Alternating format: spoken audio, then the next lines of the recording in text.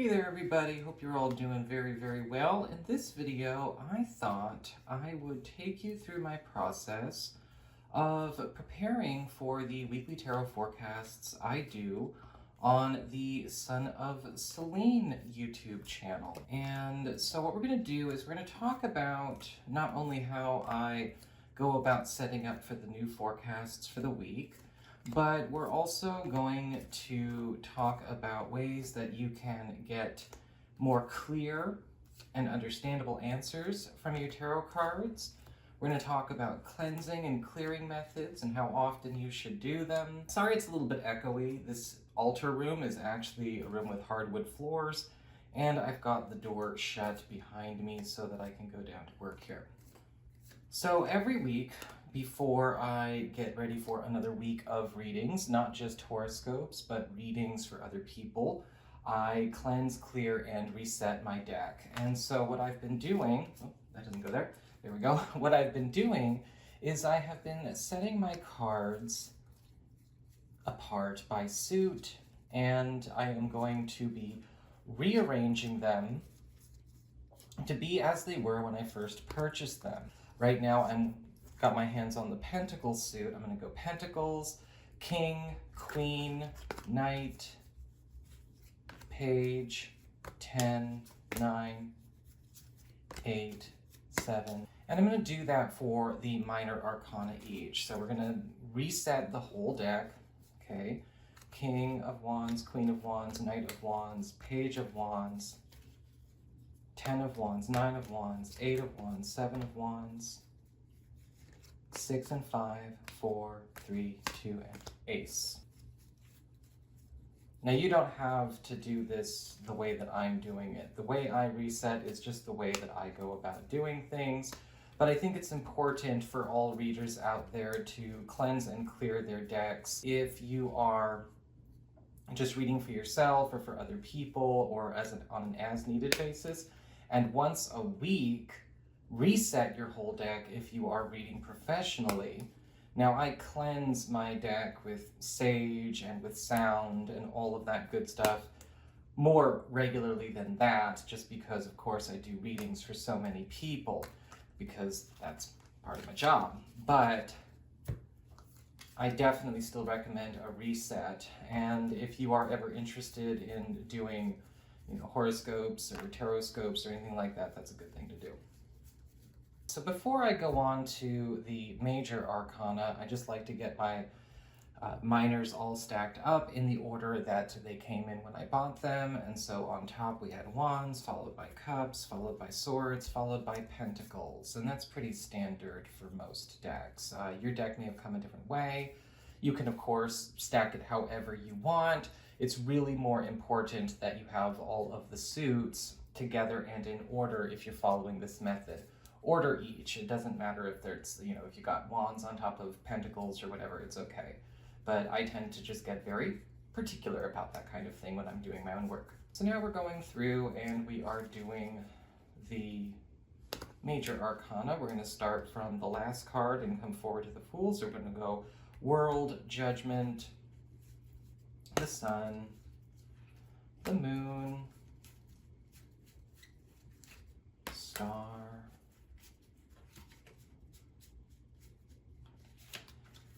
Tower, Devil, Temperance, Priestess, Magician, Fool. And then once you're all done with the majors, going all the way from back to front, so 21 down to 0, the World down to the Fool, I just put that right on top of the deck. Reorganized, reset, ready to go. Now it's time to cleanse this deck. There's all kinds of different ways that you can cleanse and clear your deck. You can use incense. I'm just going to grab a leaf of sage for this.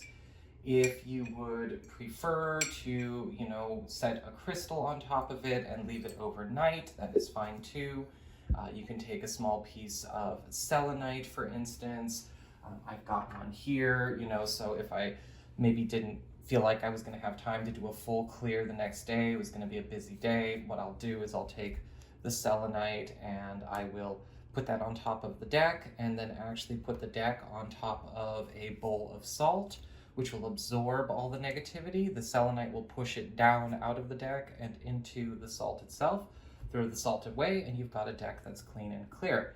Other methods you could use, of course, you could just use your own energy if you want. You could even put them in a singing bowl and play the singing bowl if it was big enough. If you want to wrap your cards in cloth and then put them in a bowl of salt overnight, you can do that as well. But we just want this to be clear. So the fastest method is the sage method. And again, you can use incense, you could pass it over a candle flame. The limits are your creativity.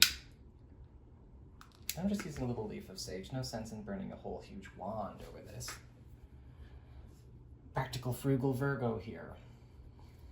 And we're just gonna let the sage cleanse and clear.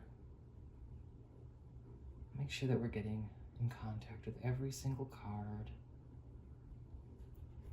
If you want to fan it out a little bit, you can. Obviously, I'm doing my fanning method here. I like to let the smoke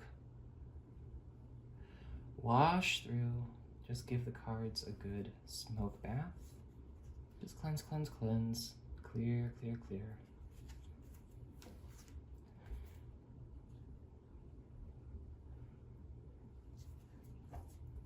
And if you want, you can maybe knock the cards a little bit. Kind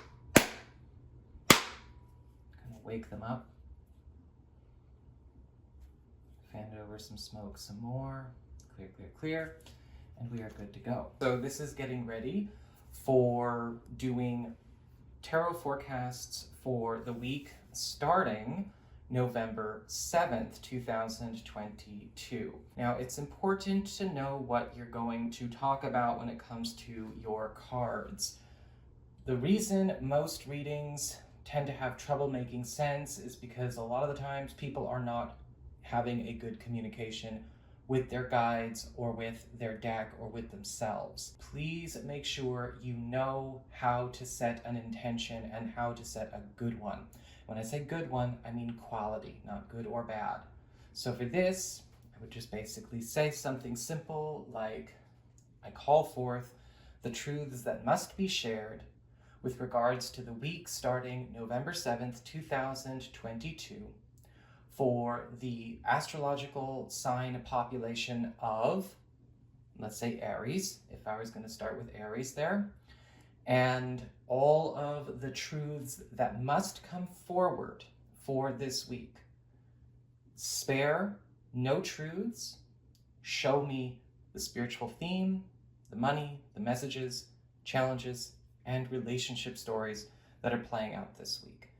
It's important to be that clear when you are asking questions to the cards or doing forecasts of any kind. When a person decides to just sort of ask what's going on without any kind of specification of time or subject, the cards start spitting out all kinds of random information. Don't just ask for anything. Please don't be too vague. Sometimes people are so vague and the cards don't know what to say, so the cards just start pointing out what they see, and it might not actually make any sense. It's like you're getting a bunch of truths, but it's not coming together. It's like you have all the ingredients to the cake, but it's a bad cake because it wasn't made right. Or the opposite, sometimes there's the case of the team too much, all right? Don't rant to your cards, don't vent to your cards, don't whine to your cards, don't bitch to your cards. If you have not thought about what you want to say, take a second to think about what you want to say. Make sure that you are clear and coherent, and everything will be good to go. Now, once you have figured out what you want to say, it's important to get still, get quiet, connect to your guidance, connect to your higher self, all of your higher levels that are here working with you, your divine court, and charge the cards. And this is why I don't do this on camera. You need to be quiet, you need to be in the moment, because you are programming these to show you what you need.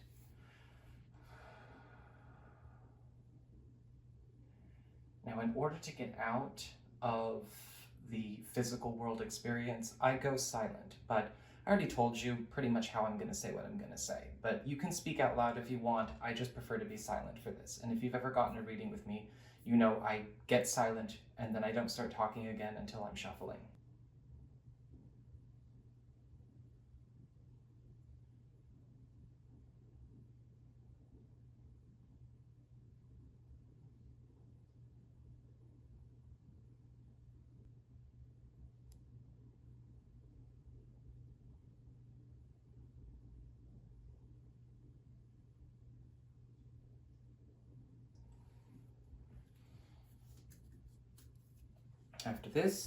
After you're done with that, I like to kind of close the charging session with a bit of a blessing. I call forth that these cards, these readings themselves, as well as their final products, be now surrendered and in the care of my higher self, my divine guidance, and all of the divine aspects of myself that have been with me from first separation from Source until now, take over. And then what I will do is then I'll just immediately start shuffling. Now, when I am shuffling for one person, for a single reading, a one-on-one reading or something like that, I will shuffle the deck 7 times. However, if I am doing this for weekly tarot forecasts, then I will shuffle it 12 times. And so I'm going to be shuffling it 12 times for this particular one.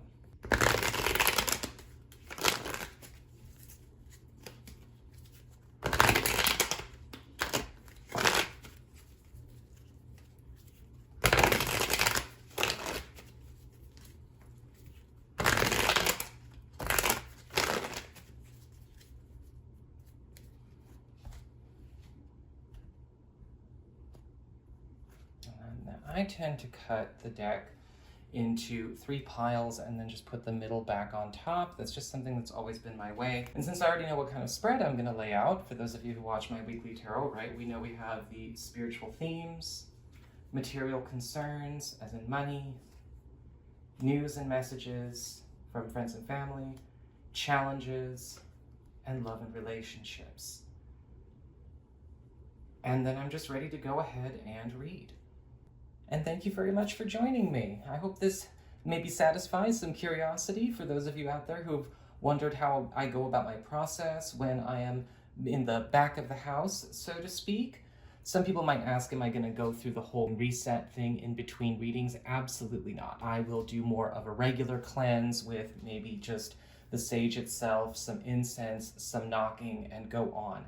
And of course, as I work on charging my cards and everything like that, I'm also calling in light to cleanse and clear and maintain the integrity of the cards as well. But once a week, I do this. So everything is set for the week ahead, the weekly tarot forecasts, and whatever clients I have coming for this week. I hope to see you again soon, and if you ever want to get a session with me, you can go on ahead to my website. It's integrativemysticism.com, or you can follow the links in the down bar below. And if you are interested in my weekly tarot forecasts, head on over to my SonofSelene YouTube channel. Y'all take care, and don't forget to like, share, and subscribe. You know I appreciate it. Take care.